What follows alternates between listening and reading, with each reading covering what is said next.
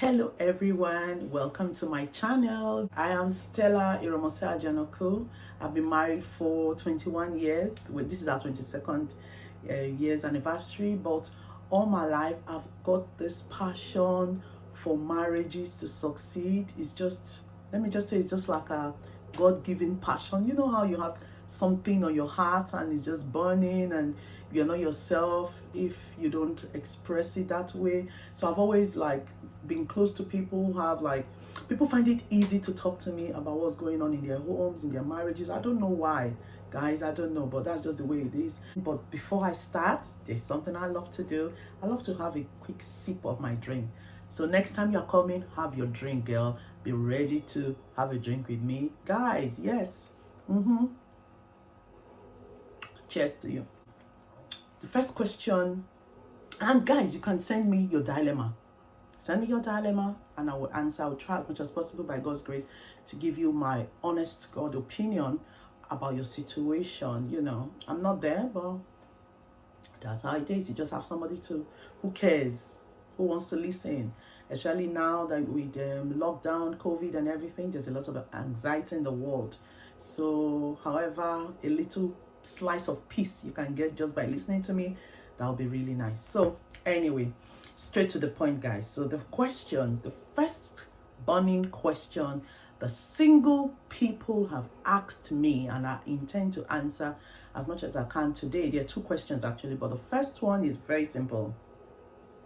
The single people always ask, where is my husband to be? Where is my wife to be? That is the number one question on every single person's mind. I was single once, so I know it. I know. I felt that way as well. Where is my husband, Lord? I used to ask when I was ready to marry. I used to ask, where is my husband, Lord? So a lot of people, a lot of single people have been asking me that question over the years. And I'm going to try as much as possible to answer it. But firstly, I'm going to say, another question they ask is there a specific place to meet a single person, to meet a guy, the guy of my dreams? Is there a specific, do I have to go to church? Is he in church? Is he at the bar? Where can I find my wife, my wife to be? My simple answer to you is there isn't a specific place to meet the guy of your dreams. No one is going to tell you, oh, go to the grocery store. He's right there on aisle 2. Or go to church. He's sitting on the pew in front, or the front seat on the right side. It's not that. It's nothing like that. It's not as simple or as straightforward as that. But I want to ask you a question. I'm talking to you now, single guy, single girl. Let's dig deep. Before you ask that question, are you ready? If your dream guy, if God gave you your dream guy or your dream girl now, are you ready to meet him? That's my question to you. For you to be able to say yes or no to that question, and for me to be able to answer where is the specific guy, you've got to do a self-appraisal. Ask yourself a simple question. What is my situationship at this moment? Are you a single girl who is dating a married guy, who is in love with a married guy? If you are you ready? Do you think, be honest with yourself, do you think you're ready to get married? My answer to you is no, you're not ready. Okay, are you a guy who is dating a married woman, right? As your side chick? Or, you are, I don't know, maybe she's funding your education, or she's funding your lifestyle, and then you are dating another girl you intend to marry. It's all messed up in your head and on ground. That's how it is. Are you the kind of girl that is dating 2-3 guys? So those are called situations. Are you living with a guy who you're not married to, but you are hoping and dreaming one day to be married? So there are different situations like that makes it almost impossible for you to get married. Do you see? But remember, guys, everything on this channel, I'm putting out a disclaimer, is my opinion, guy. My opinion. I have every right to my opinion. So don't go screaming at me in the comment corner and say, why is she saying this? Why is she saying this? I can say what I like, but I'm just giving you advice, raw advice as it is. I want you to self-appraise yourself. What situation are you in? If you are free of all these entanglements that isn't taking you anywhere productive, because if your goal is to get married, it's not going to take you there. Except you want to be a second wife to a married man. Oh, the guy is telling you he's going to divorce his wife, but you've been waiting for 5 years. Wait, continue to wait. But if your goal is to get married, remember the singles are asking, where is my husband? I'm saying, if you want a husband, I suggest you give the married guy a boot. If you're dating 2 to 3 guys and just using them to fund your lifestyle, get rid of them, girl. You don't need them. When I was 20, before I turned 25, I wasn't ready to get married. I'm not going to lie to you. I got a proposal. I didn't get married. I said, no, I'm not ready. So you have to be ready. Because if you're not ready, you're going to mess everything up. Once that's sorted, then if your situationship is sorted, you are free, you are single, you are in a good headspace, you know, you and your God, you know that you're just waiting for the right guy to drop on your lap. Then we can start talking. But then again, you don't want desperation written in your eyes. Because guys can smell that kind of thing from a mile away. When you are a desperate single girl, you're willing to do anything, bend your back backward, even change your character, change your whole lifestyle for one guy.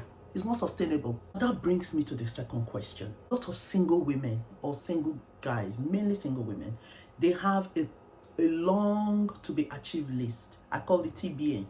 Your TBA list is very long. Oh, okay. So, for example, they have things like, oh, he must have a good, job, career. That's all well and good. Oh, he must have a fat bank balance. He must have a house, maybe 2 houses, so that at least he can give me one. Oh, he must have, good plot of land. He must have assets. All these are financial, right?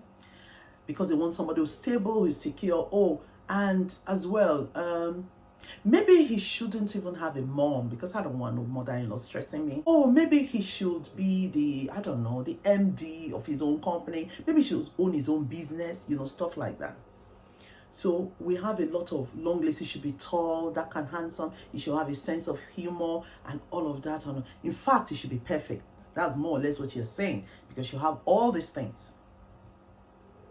But a lot of women have missed. Sometimes I even think that their husbands have walked past them, have come into their lives and left.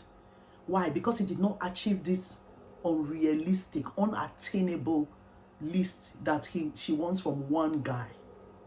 And I'm saying to you, before you put out your very lengthy TBA list, ask yourself, what do you bring to the table as a single woman? Do you have a job? Are you financially secure yourself? All those things you want from the guy, do you have it? Are you funny yourself? Are you, curvy, beautiful, sexy, and all of that the guys also want? So be careful, because when you make your bed, you lie on it. Some people will only date doctors. Some doctors will only date doctors. Some nurses will only date doctors. Some people will only date, pilots. Some people will only date engineers. What if that's not God's plan for you? Have you asked yourself that question? What if that's not your husband? Because there are a lot of educated men who have no compassion. They are cold inside like a fish. If you marry that guy, all you've got is the exterior. You've got the money, you've got the security, you've got the stability. But in all honesty, you don't have a husband.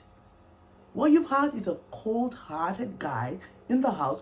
He will probably leave you, stay at work all day long. He has no clue how to be romantic. He has no clue how to meet your emotional needs. Don't lie to yourself. There are some women that say, I don't care if he tells me he doesn't love me. That is only when you are dating. When you get married, I tell you, I've been married 22 years. If you marry a guy that doesn't know how to say, I love you, that doesn't kiss you morning, afternoon, night, that doesn't say, honey, should I massage your legs? Should I take care of your this? Should I help you with this? Honey, you look so beautiful. Girl, those are the oil of marriage. That's what my husband says. Oil of marriage. It's not the big things that keep the marriage together. is the small things. Almost like the intangibles, let me call them the intangibles. Those are what sweetens the marriage. That's the oil of marriage. It keeps it going. It's beautiful. That's what makes marriage a beautiful experience. Not a cold, heartless relationship that he gives you all the money in the world, but he's not present. He's not present. That reminds me, we have another channel called GLTV Chat. I do that with my husband, and we give tips to married people, and we try to answer questions that husband and wife are too afraid to ask each other. Because what I just said now reminds me of one of the topics I said. So give it a like, guys. Subscribe to that channel, GLTV Chat, all one word. Okay. So go back to what we're saying. So there are some loveless marriages. It started out so nice and everything, but there are so many guys, and there are women too, who don't have the finesse. They don't have the soft skills in marriage. You don't have them, snuggling with you on the couch. You're able to sit down together, plan your life, because when the children come, you need that glue. You need the intangibles to glue your relationship together. That's what I'm telling you. Don't be in a hurry to jump into a marriage with the wrong person, because you will have your whole life. You will have that marriage. Because when you get married, people are going to just leave you to yourself. They'll say, oh, she's settled. She's happy, even when you're miserable. And nobody's going to care. Nobody's going to know. Except you and your husband and your God. So I'm telling you, take it from someone who is married to the love of her life that God brought for me. I waited 2 years, guys. If you want to hear my story, my fairy tale story, guys, because I married the sexiest, gorgeous, most loving husband in the world. To God be the glory. It wasn't by power, by might. I had to kiss a few frogs before I found my Prince Charming.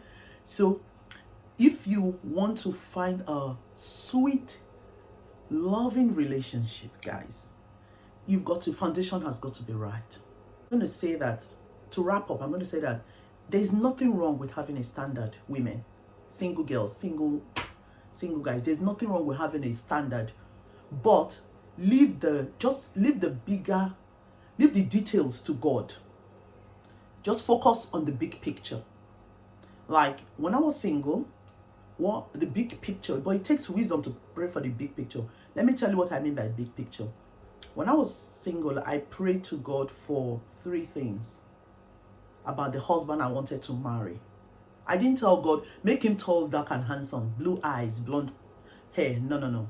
I didn't say, oh, he must have a certain type of job. I didn't say he must have a house. I didn't say he must have, I don't know, all of these specifics that God can take care of. No, that God will take care of. Because God created you, and he knows the person that can handle you, that can live with your excesses, that to strengthen you, that will make you feel good. The person he created you for as well, that will complement him, that you have a blessed and blissful relationship. God knows all that. But I think a lot of people don't trust God because you don't see him. But I'm here to tell you that trust your maker, trust your creator. He knows you in and out. He knows you better than you know yourself. So let me go back to what I was saying.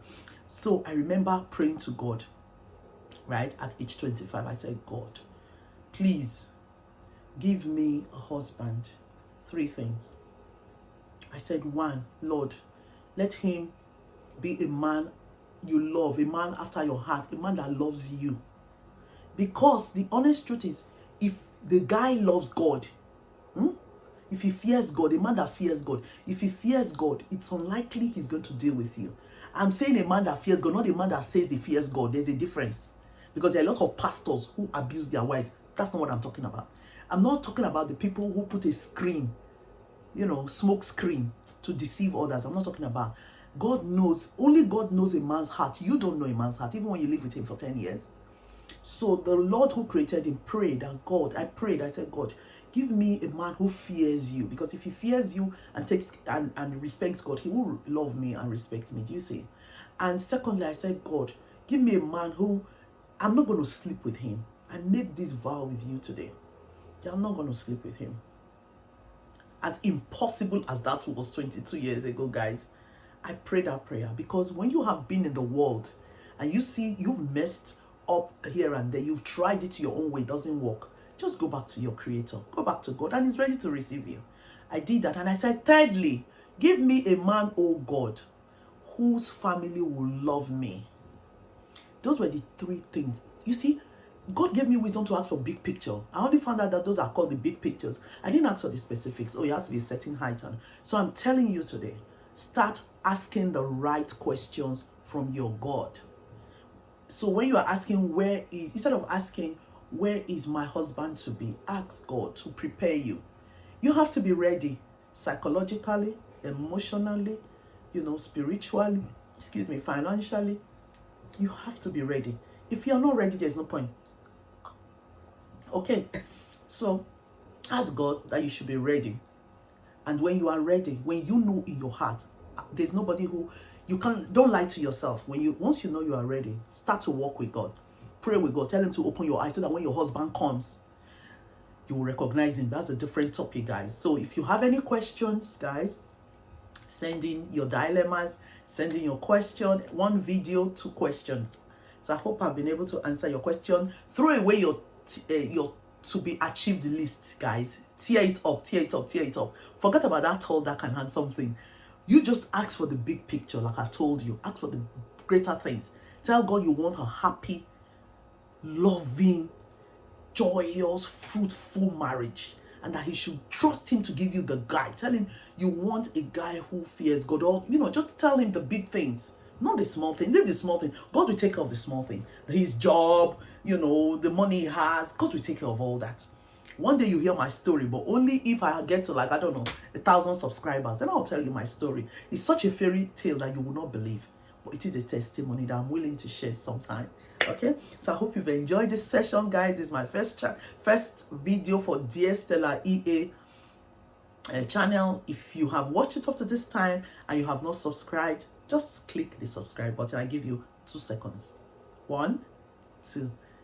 Thank you for subscribing. Thank you for all those who subscribe without a video. Give me a like. Give this video a like. Please share it with your friends and tell me what else you want me to talk about. I'll look out for your questions. Slide me a DM. I'm on Twitter. I'm on Facebook. I'll put all the links below, guys. And if you want to see my new release, I've written 34 romantic novels. They are hot and steamy. And married people, single people, you'll have a lot to benefit from it. I'm telling you. My new release is titled Hot Chase. I'm going to show it to you on my Kindle. I don't have the hard copy yet. It's a #1 Amazon new release on in African literature at the moment. But let me just show it to you now. So that's it, guys. So go find it on Kindle, on Amazon, Smashwords, Nook, Okada Books, right? And let me just to show you, it's #1 at the moment. So it's been amazing having you with me. Thank you so much. So until next time, it's Stella. Love you. Thanks for watching. Have a drink. Cheers.